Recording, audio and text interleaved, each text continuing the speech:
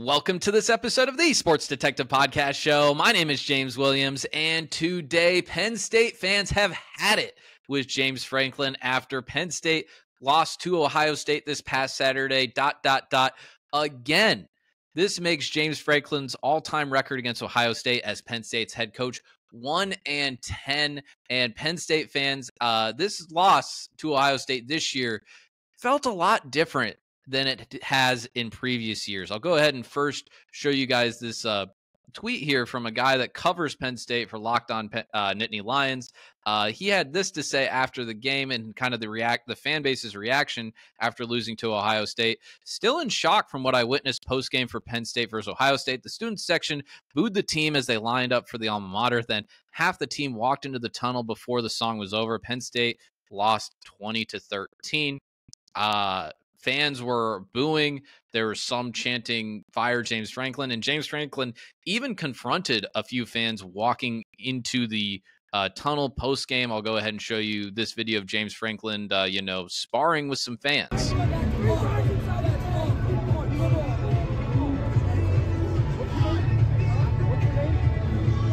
you're going to be man enough to call. What's your name?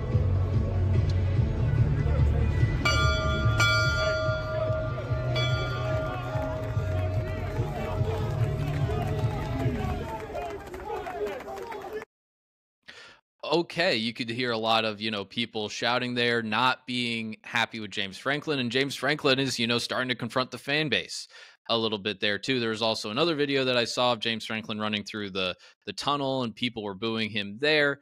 Penn State fans are clearly very frustrated with their football team because it feels like every single year for that fan base, they are going 10-2, 10-2, 10-2, 10-2, and it seems like that is their ceiling, and especially versus a team like Ohio State, who you have to beat. You have to be the man, you have to beat the man. Ohio State is the man, and Penn State every single year, they're in these games against Ohio State. I want to make that clear to people that might not know Penn State that well. They play Ohio State a lot of times, before Michigan won the last three games against Ohio State. Penn State has played Ohio State better than probably anyone else in the country for the most part, but they're kind of like the little engine that could, and they keep kind of getting up to the top of the hill and then they go down. They're really close and then they go down.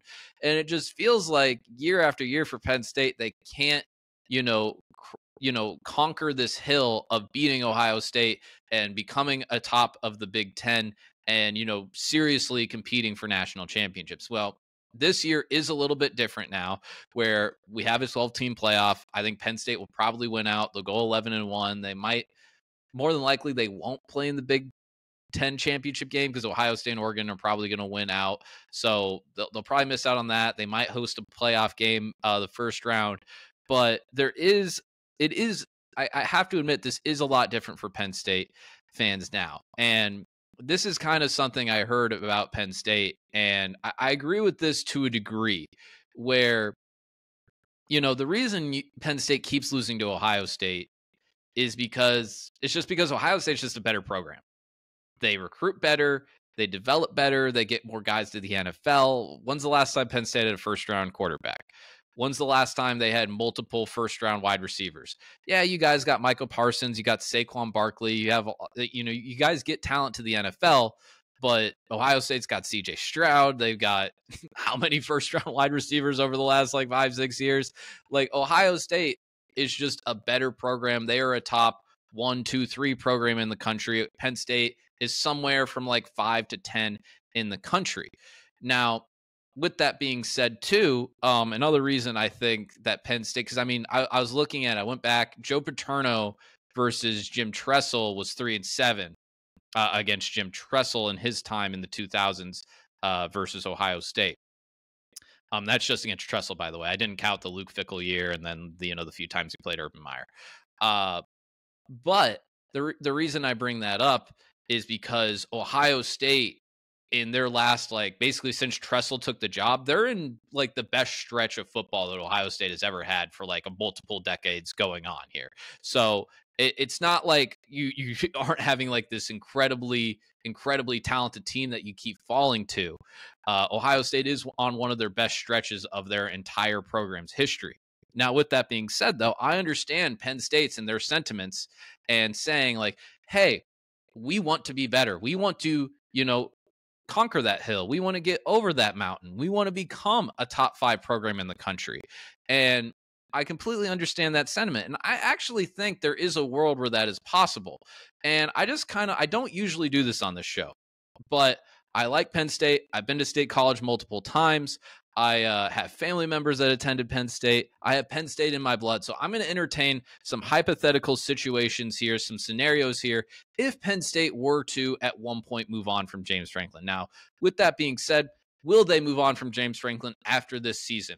No, they will not. James Franklin has a $56 million buyout. You'd have to buy out his contract. You'd have to buy out all of his assistant coaches' contract. You'd have to buy out the contract of the coach that you are going to be hiring. You'd have to pay him a massive contract. Then you'd also have to, sign a bunch of assistants. So you're talking about tens of millions of dollars that would have to be moved in order to make a serious move of getting a new head coach after this year. I personally would keep James Franklin. I think, I think sometimes we, as fans, when teams lose, we want someone to point at, we want someone to pay. It seems like it's a human nature thing of when something bad happens, we want to blame somebody, we want someone to take the fall, we want someone to suffer. For some reason, that is just something that us as human beings do. Fans are no different when it comes to sports. And I would keep James Franklin because I think he can get better as a head coach. And I think Penn State is close. And I know it's frustrating to keep losing over and over and over again, but I still think Penn State's close. And I think at some point they can conquer this Ohio State burden. I think even too, with the new 12-team playoff, who knows what happens? I think they have a chance to, go really far in that, even with this team currently constructed as it is right now. But I wanted to do 3 hypothetical scenarios of Penn State. And if, let's say, in an imaginary world where they did move on from James Franklin this year. So obviously, let's say they have a new guy running the program next year. If they were to do that, there's 3 scenarios that could happen. The first one would be, hey, basically a new coach comes in and it's the same exact results, but just a different guy wearing the headset, a different guy wearing the Penn State colors on the sideline. Penn State's just 10-2. They keep falling to the top 2 teams in the Big Ten, and their ceiling as a program is anywhere from 5 to 10 in the country, right? That's scenario number 1. Kind of boring. Scenario number 2, and this is, I'm going to give you a worst case scenario, best case scenario. This scenario number 2 is the worst case scenario. That is, you guys are, Penn State thinks that grass is greener on the other side, right? And it's really not. And you get rid of James Franklin, you bring someone else in, and you guys follow the path of another once great college football program, the Nebraska Cornhuskers. This happened with them. They have Tom Osborne. He retires. You bring in Frank Solich. He doesn't get Nebraska to the heights that Tom Osborne did, but he has like one bad year. I think he goes 7-5 or 8-4. Nebraska decides to move on. They bring in Bo Pelini. Bo Pelini takes them a step down the ladder, and they're going like 8-4. Their good years are 10-2.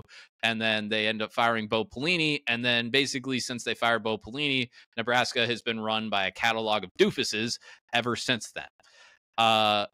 You don't want to go down that's basically the worst case scenario if you're Penn State. If you get rid of James Franklin, move on, and then you kind of just keep gradually declining as a college football program. I think that's pretty unlikely. Look at Penn State's track record. They've been pretty consistently good for like 50 plus years. I don't think that's going to happen, but that is a scenario that could happen, because that's always a thing that happens when it's like, fire this head coach, fire this person. I think a lot of times people say that and then they don't think about, okay, and then what? And then what? And then what? What happens? Who do we hire? Do we have someone pointed out? How are we sure whatever Big 12 coach you want to hire or whoever is going to come in and do a better job than James Franklin did? Okay, so that would be the number 2 scenario. The worst case scenario is you guys turn into Nebraska. Here's the best case scenario, though, and there's actually, how I gave you guys a Nebraska example, there's another example of another program that was kind of in a similar spot that Penn State is right now, where they were a good program. They were a top 10 to 15 program. They had won a national championship in the 1980s, and they were, very consistent. They had a coach there for like over a decade and a half that was very consistent, never had bad years, won them a Sugar Bowl once upon a time. Was, bad years were like 9 wins, good years were like 11, 12 wins, but they were not competing seriously for national championships. The program I am talking about is Georgia. This is a thing that Georgia did in the mid 2010s. They had Mark Richt, right? Richt? Mark Richt, who was I wanted to make sure, I'm not sure how to pronounce his name. I'm nervous about that. He was the head coach of Georgia for like 16, 17 years, basically the entire 21st century. He goes 9-3, and then Georgia fires him. They fired Mark Richt.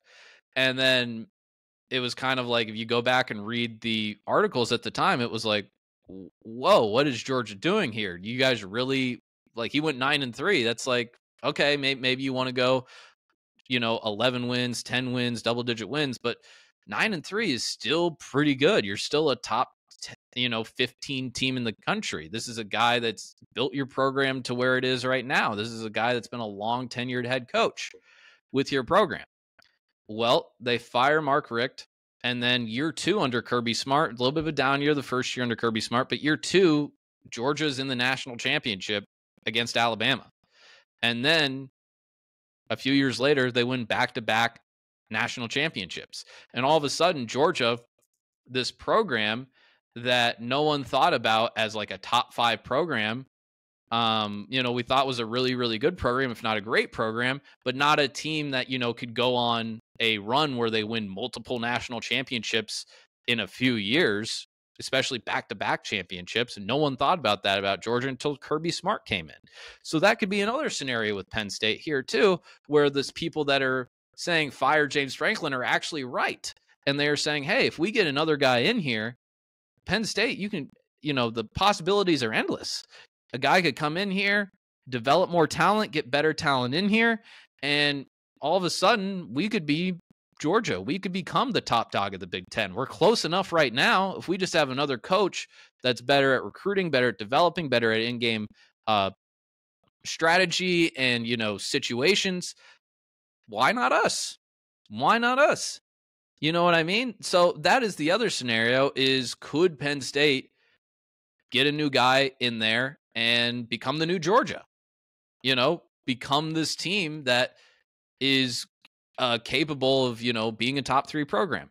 Now, I mean, Clemson also kind of did this too with Dabo, but I think Georgia is more of a similar comparison because, Dabo raised the expectations, and he, if he kept going like, 8, 9, 10, like, I don't think they were firing Dabo because they thought, oh, we can win national championships.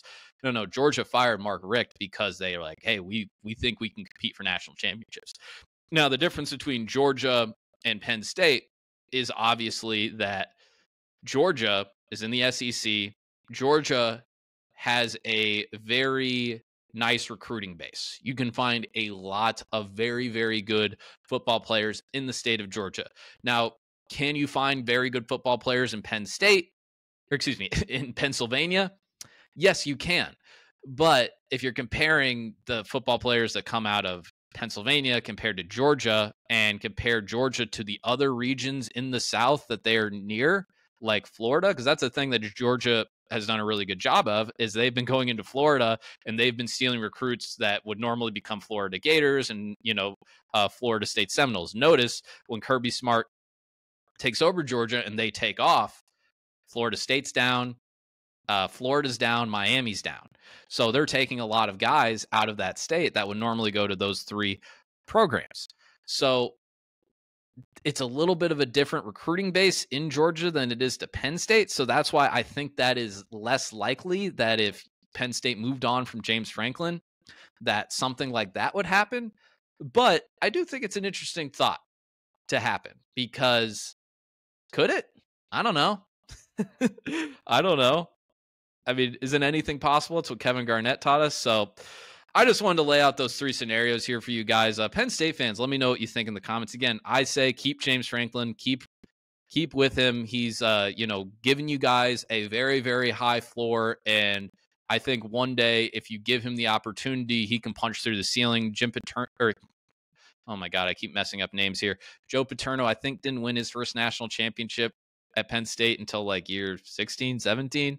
So just think about that. I think James Franklin can push you through that. Especially now, it feels like this is some sort, I don't know if you call it rock bottom, but maybe it's more of a wake-up call. Maybe it's more of a wake-up call. It's like, hey, we're going to be writing down that 20-13 score everywhere around our facility, and we are going to be on a mission in 2025 to avenge the loss that we had in 2024 and the previous, 7-8 years or whatever it is. So Penn State fans, I want to hear what you have to think about James Franklin, what he has done as head coach of Penn State. What do you think his floor is? What do you think his ceiling is? What do you think you guys should do with the future of your program? Because this definitely feels, how this game ended Saturday, it feels different than it did the last few years under James Franklin and the teams that he has been coaching. So thank you very much for watching this episode here today. If you like this video here today, please go ahead and subscribe. By the way, Penn State fans, Penn State relatives, I once upon a time owned a Evan Roycer jersey, so I think that's worth a subscription, or for you to hit subscribe. Just because of that, I'd very much appreciate that. Again, leave your thoughts on this video and the Penn State head coaching situation with James Franklin below. Hit that like button if you enjoyed this, and feel free to check out other videos here talking about sports on the Sports Detective Podcast channel page. Again, thank you very much for watching. We'll talk to you next time.